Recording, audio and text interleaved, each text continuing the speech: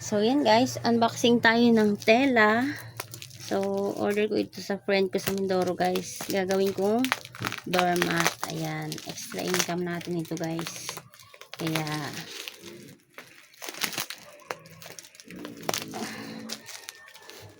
lagi tayo nagpapadala nito. Minsan naka-order na lang ako sa Lazada guys. Kaya lang, marami yung telang nabili ko na hindi ko masyadong nagustuhan kasi bumabaliktad yung tela pag inaano ko na. Instead na nakaganito siya guys. Yan, nakaganyan siya dito. Pagkabila siya, lulukot siya ng paganyan. So, baliktad na siya.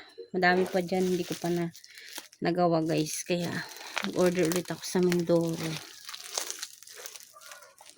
Yan lang natin guys. 6 kilos po itong order ko pero nagdagan ng friend ko to guys.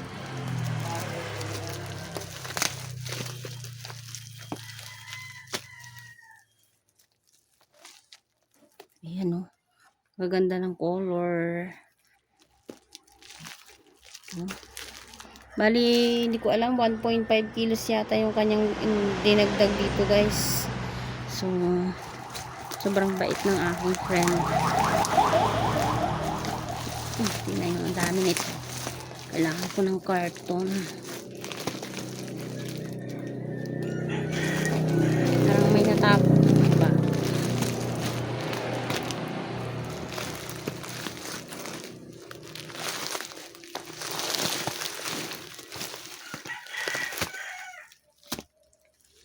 Ayan. O, diba? Maganda ng color niya guys. Oh. Marami na naman tayong gagawing basahan. Thank you for watching.